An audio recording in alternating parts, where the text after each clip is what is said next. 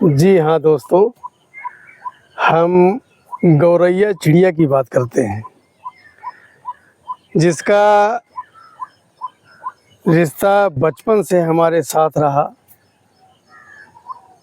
जब हमारा कच्चा घर हुआ करता था तो ढेर सारी गौरैया हमारे घर में आती थी और वो वहीं पर जो है छत की कड़ी होती थी, उसी में अपना घोंसला लगाती थी और हम लोगों के बीच में रहती थी। सुबह सुबह जब दादी वो सूप लेकर के उसमें चावल साफ करने के लिए बैठती थी तो ढेर सारी गौरैया चू चू चू चू चू चू चू चू चू चू करके आकर के सूप के सामने बैठ जाती थी और सूप से उड़ करके जो छोटे छोटे टुकड़े चावल के बाहर जाते थे उनको चुगती थी। आज क्या है कि आजकल गौरैया गायब है। गौरैया हमारे बीच से छूमंतर हो गई है। उसका जिम्मेदारी हमारे सिर पर आती है। गौरैया जो गायब हुई है उसके जिम्मेदार हम ही हैं।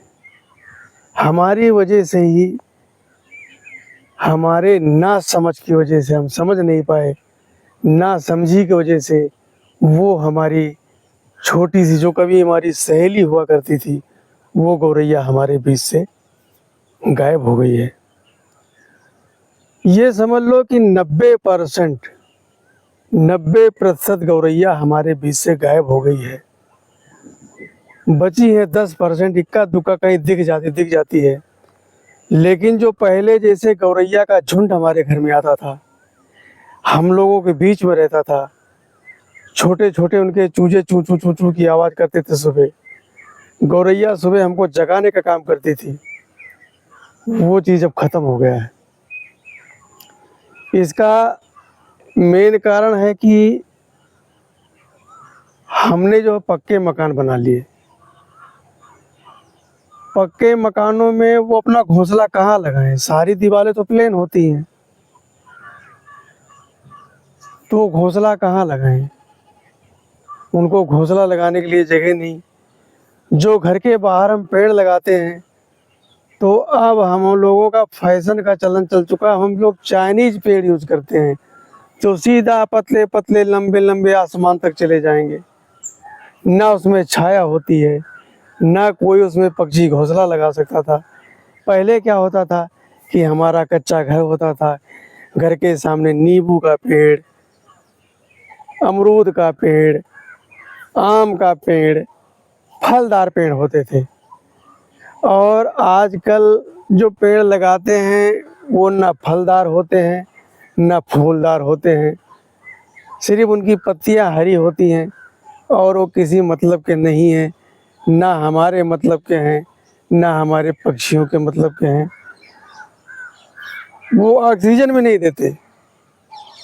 वो जो लगाते हैं घर में शोपीस, वो ऑक्सीजन भी नहीं देते हैं।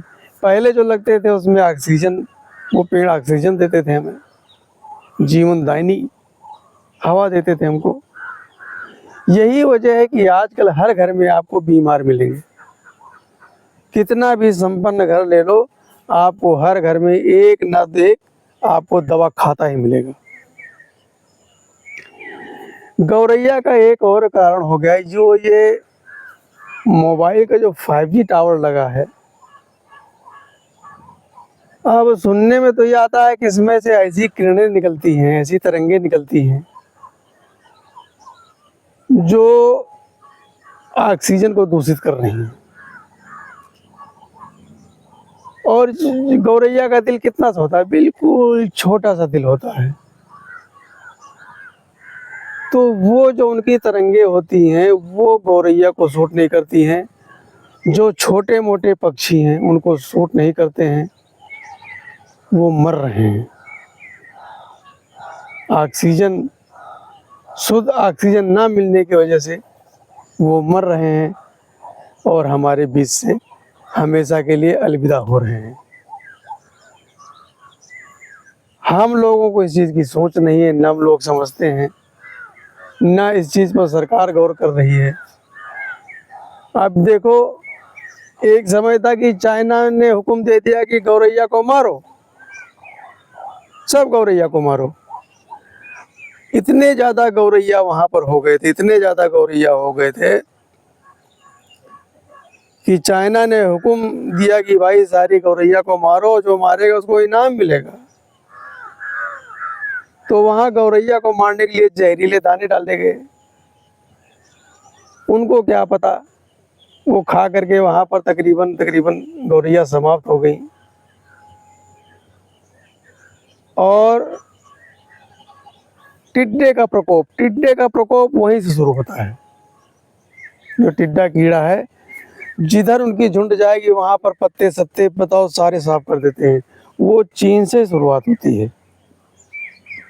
जब से गौरैया खत्म हो गई तब से टिड्डों की बाढ़ आ गई। नहीं, गौरैया क्या करती थी, जो छोटे छोटे टिड्डे होते थे उनको बड़ा नहीं होने देती थी, उनको वहीं पर मार देती थी वो। तो गौरैया जो है छोटे मोटे कीड़े मकोड़ों को भी वो खा जाती थी, मार देती थी। आजकल गांव में देख लो कितने सारे तरह तरह के कीड़े मकोड़े पैदा हो गए हैं, जिनको हमने कभी नहीं देखा। वो रंग बिरंगे कीड़े मकोड़े जो हमारे लिए स्वास्थ्य के लिए और हमारे त्वचा के लिए हानिकारक है। बहुत सारे कीड़े मकोड़े आ गए हैं सिर्फ गौरैया की वजह से। गौरैया हमारी रक्षा करती थी, हम लोगों के बीच में रहती थी। हम लोगों के घर का टुकड़ा निकला हुआ, जूठा निकला हुआ उसको खाती थी, हम लोगों के बीच चहचहाती थी और हम लोगों को पर्यावरण से भी रक्षा देती थी, कीड़े मकोड़ों से बचाती थी। वो हमारी सुरक्षा करती थी। लेकिन आज हम उसकी सुरक्षा को भूल गए हैं। हमने अपना पक्का मकान बनवा लिया है, उसमें गौरैया के लिए कोई जगह नहीं भाई। तो हम तो यही कहेंगे कि भाई पक्का मकान बनाओ, ठीक है। अच्छा, एसी जो है, अब तो हर घर में एसी लग गया है। एसी जो पीछे गर्म हवा फेंकता है, तो वहाँ एसी के ऊपर तो घोंसला बनाने के लिए जगह तो होती है, लेकिन वो जगह बना कर वहाँ पर घोंसला बनाकर करे तो क्या करे, एसी पीछे गर्म हवा फेंकता है जहाँ पर उसके अंडे सही तरह से पक नहीं पाएंगे और बच्चे नहीं बन पाएंगे। तो इसलिए वहाँ पर गौरैया भी नहीं जाती भाई, गर्मी सबको लगती है। हम तो आराम से एसी में बैठे हुए हैं, आहा, लेकिन गौरैया बेचारी कहाँ जाए। तो हमको चाहिए कि अपने घर में फलदार पेड़ लगाओ। अब देखो, चाइना गौरैया को खरीद रहा है। एक समय उसने मारने का ऑर्डर दिया और आज वो गौरैया खरीद रहा है कि जो गौरैया लाएगा हम उसको अच्छा पैसा देंगे। तो हमको चाहिए कि पक्का मकान, अब कच्चा मकान तो वैसे भी बनाना मुश्किल है, मिट्टी नहीं है। पक्के मकान है तो घर के बाहर जो है आप फलदार पेड़ लगाओ, ऐसे हरे भरे पेड़ लगाओ जिसमें आकर के गौरैया कम से कम अपना घोंसला बनाए, अपने बच्चों को दे, वहाँ उनको दाना पानी का इंतजाम करो। गौरैया को बचाओ। 10% गौरैया बची है हमारे बीच,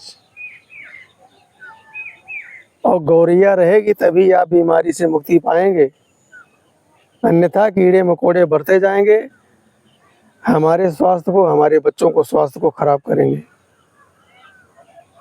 आप ये मत भूलिए कि गौरैया हमारी बचपन की सहेली थी, बचपन की सहेली। वो उड़ के आती थी और हम कभी कंधे पर बैठ जाती थी, कभी हाथ पर बैठ जाती थी, कभी सर पर भी चोंच मारकर भाग जाती थी। कितना अच्छा लगता था वो। लेकिन आज हम गौरैया को देखने को तरसते हैं, सिर्फ गूगल पर देखते हैं फोटो, सिर्फ फोटो, गौरैया फोटो तक सीमित हो गई है। तो दोस्तों, आपसे विनम्र निवेदन है कि अभी गौरैया जो 10% बची है उनको बढ़ाने का काम कर सकते हैं। आप घर में फलदार पेड़ लगाइए और ताकि उसमें जो है गौरैया जो है अपना घोंसला लगाए। अच्छा, पक्के मकान में क्या है, बाहर जो विदेशों में क्या करते हैं, वो पक्का मकान बनाते हैं तो एक छोटा सा मकान त्रिभुजनुमा बना करके वो बाहर लगा देते हैं और छोटा सा उसमें होल कर देते हैं, गौरैया उसमें घोंसला बना लेती है। आजकल क्या करेंगे, घर मकान बनवाएंगे, वो गेट पर राक्षस की फ़ोटो लगा देंगे ताकि घर में किसी की नज़र न लगे। तो काला काला चुपड़ करके और लाल लाल सफ़ेद सफ़ेद दांत बना करके वो मेन गेट के ऊपर लटका देंगे कि हमारे घर पर किसी की बुरी नज़र न लगे। उससे कुछ नहीं होता है, बुरी नज़र से बचाएगी गौरैया। आप छोटा सा लकड़ी का डिब्बा नुमा घोंसला बना करके अपनी दीवार में लगवा दीजिए, और गौरैया आकर के जो उसमें रहेगी तो समझ लो साक्षात ईश्वर रह रहे हैं, साक्षात ईश्वर। जिनके घर में पक्षियों का निवास है तो समझ लो कि उनके घर में साक्षात ईश्वर विद्यमान है, साक्षात ईश्वर। तो हमारी बात मानिए, आप गौरैया के बारे में सोचिए और अपने घर पर एक लकड़ी का डिब्बा बनाइए, लकड़ी का डिब्बा बनाइए और थोड़ा सा नीचे से बंद करके छोटा सा छेद करवा करके उसको दीवार में लगवा दीजिए। किसी न किसी गौरैया की नज़र पड़ जाएगी, आकर के उसमें वो बसेरा ले लेगी। और जब उसमें वो बसेरा ले लेगी, उसको सुकून आनंद मिलेगा, दाना पानी आपके घर का खाएगी, तो सोचो आपको कितना पुण्य मिलेगा। आपको पुण्य मिलेगा, आप फले फूलेंगे और फले फूलेंगे आपके बच्चे। नमस्कार। हमारा ये वीडियो अच्छा लगा हो और गौरैया संरक्षण का सुझाव अगर अच्छा लगा हो तो हमारे वीडियो को लाइक करना, शेयर करना और अपने दोस्तों को शेयर करना। राम राम।